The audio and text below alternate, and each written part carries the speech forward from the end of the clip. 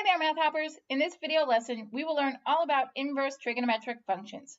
So we've already learned about functions and inverse functions.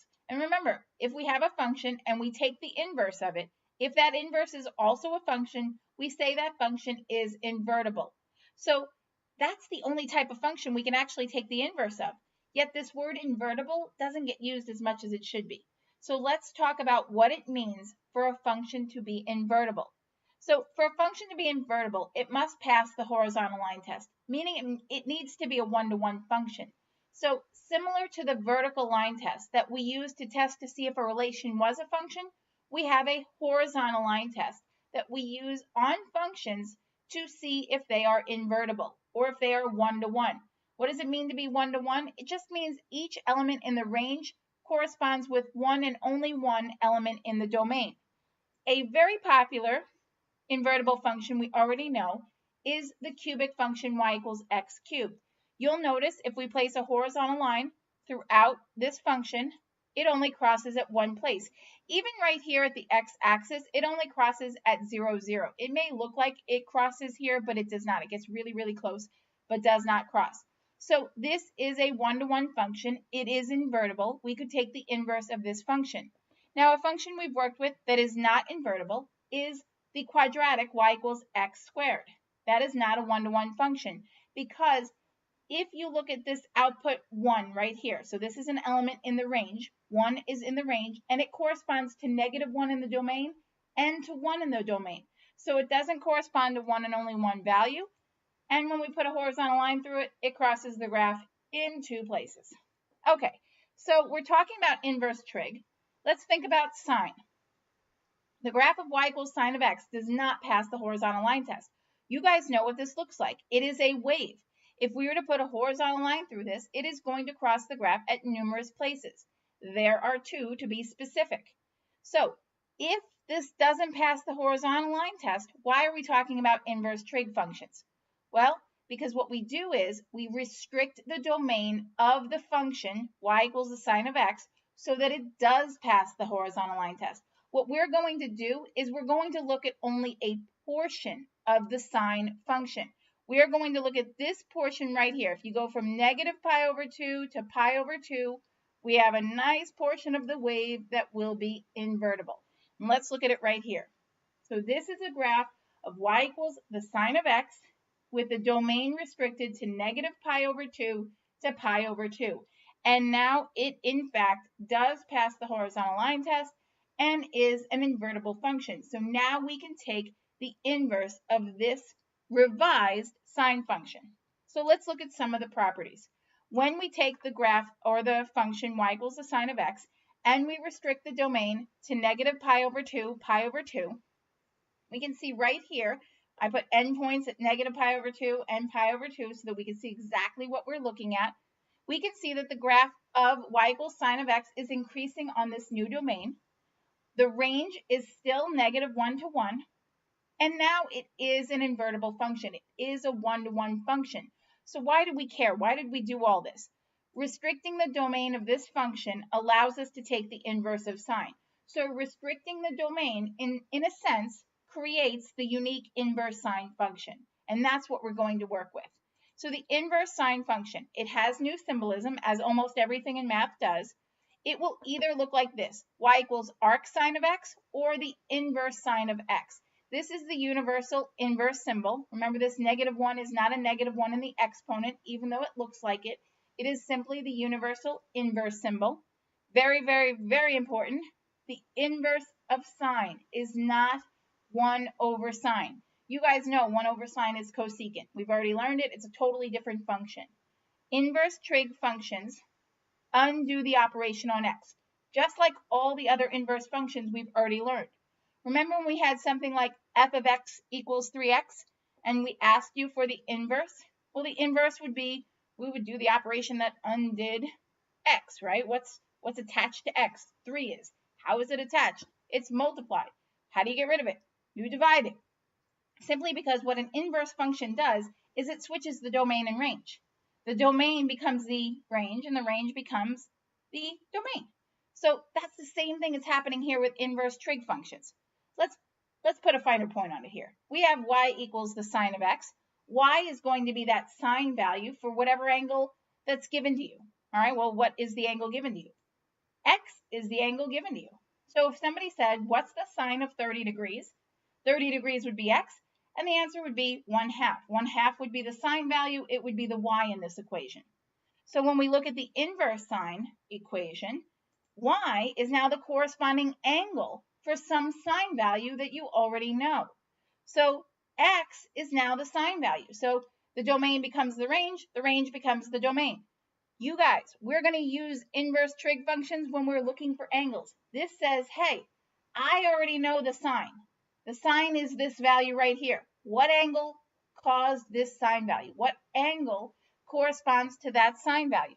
So we will use inverse sine when we know the sine value and we want to know what angle corresponds to that sine value. If you're working a trig problem and you're solving for an angle, you are going to use an inverse function.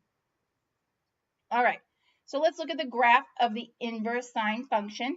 It is simply that restricted domain on the y equals sine of x, the y equals sine of x with the restricted domain reflected over the line y equals x, because that's what all inverses are. They're reflections over y equals x.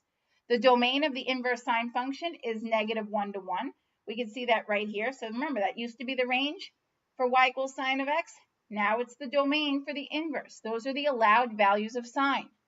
The range is going to be -pi/2 to pi/2. It's going to be the angles that produce those sine values.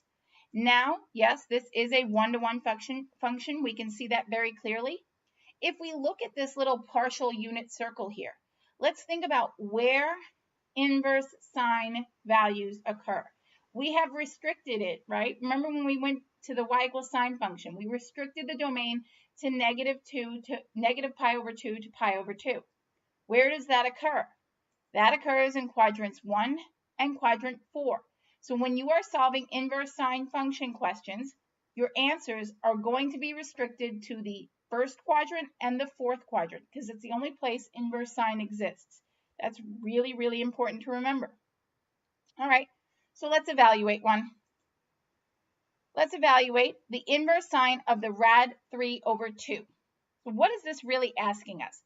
This is asking what angle produces a sine value of rad 3/2, or the square root of 3/2. Let's pop up our unit circle. Remember, we are restricted to quadrants 1 and 4 because we're dealing with inverse sine. And remember that when we have those coordinate points x, y around the circle, the sine is the y coordinate. So we're basically asking, where do we have a y coordinate of the square root of 3/2? And we have it right here at pi/3, or 60 degrees. So that is our answer. The inverse sine of rad 3/2 is pi/3, because pi/3 is the angle that produces a sine value of rad 3/2. All right, we did sine. Guess what? Cosine also does not pass the horizontal line test. We have the graph of y equals cosine right here. We could clearly see if we put a horizontal line through it, it's going to pass the graph at many places. I just put 3 up to name a few. So we are going to once again restrict the domain. This time we're going to restrict it to 0 to pi. Look at that, that nice little slide right there. We take that portion, we're just going to focus on that portion of the cosine function, and we will create an invertible function. So let's look at that. This is y equals cosine of x with the domain restricted to 0 to pi. Nice invertible function. We'll throw some horizontal lines through it and see that, yes, it is a 1-to-1 function. Let's look at some of the properties. When the domain of y equals cosine of x is restricted to 0 to pi, on that interval, put the little bookends there so you can see it, we see that the function is decreasing on that domain. The range is -1 to 1. The range is not changed from regular cosine. And we see that what has changed is now it's a 1-to-1 function. We're looking at just this portion of cosine from 0 to pi. That's it. And we're doing that because now we can take the inverse of cosine. So it creates this unique inverse cosine function. So let's look at that unique inverse cosine function. It still has the same symbolism. We have y equals arccosine, or inverse cosine of x. Remember that the inverse cosine is not 1 over cosine. 1 over cosine is secant. It's a whole other function you already know all about. Inverse trig functions, remember they undo the operation on x just like every other inverse function we've learned in the past. If we look at the graph or the equation y equals cosine of x, y is the cosine value for the given angle. The given angle is that x. We're going to say, what's the cosine of 0 degrees? And the answer is going to be 1. 1 will be the cosine value for the given angle 0 degrees. Looking at the inverse equation, y is now going to be the corresponding angle for the given cosine value that you already know. So the range becomes the domain becomes the range. The x is going to be the cosine value. You're going to say, I already know that the cosine is 1. What angle produces that? And then y will be 0. We are going to use inverse cosine when we know the cosine value and we want the angle that corresponds to it. Okay, just like inverse sine. So here's the graph. It's just our restricted cosine function reflected over y equals x. We see the domain is -1 to 1. The domain of the inverse cosine is the range of that restricted cosine, right? -1 to 1. It's the allowed values of cosine.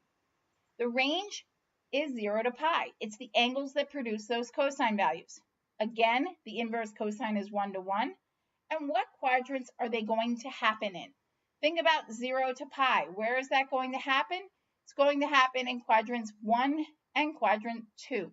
When we are evaluating inverse cosine, make sure your answers are coming from those quadrants. And since we talked about evaluating cosine, let's do one. Let's evaluate the inverse cosine of 0.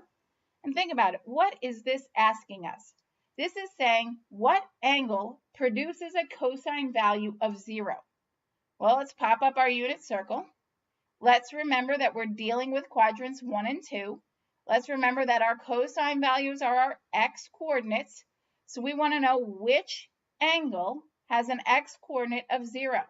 We see right there at the top, pi over 2 does. Therefore, the inverse cosine of 0 is pi over 2. Pi over 2 is the angle that creates a cosine value of 0. All right, let's really quickly do inverse tangent. We're not going to go through all of the different inverse things we've already gone over. I'm going to tell you that we define the inverse tangent function, again, by restricting the domain to -pi over 2 to pi over 2. So basically, we're restricting it in between the asymptotes, if you think of the graph of y equals tangent of x.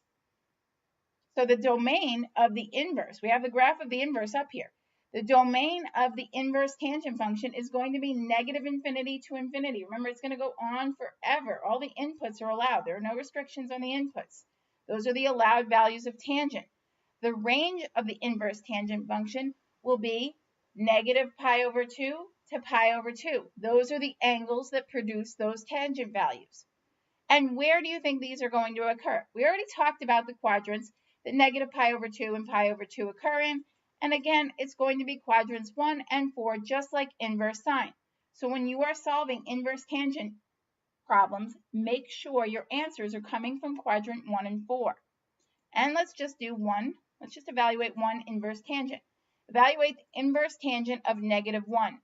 This is asking what angle produces a tangent value of -1. Now, I'm not going to put up the unit circle because remember, tangent is y over x. So I'm going to put up our tangent table that we've used in previous lessons. And I'm going to restrict it to -pi over 2 to pi over 2 by kind of putting a box around those values. And I want to know what angle. So what value of theta up here produces a tangent value of -1? Within this restriction, -1 is right here. So it looks like -pi over 4 is what creates a tangent value of -1. And that is our answer. The inverse tangent of -1 is -pi over 4. And those are inverse trig functions. They're really not bad. You use them when you're finding angles. Still have questions? You know what to do. Subscribe to our YouTube channel, submit a question, we'll make you a video. Till next time, Math Hoppers, take it easy.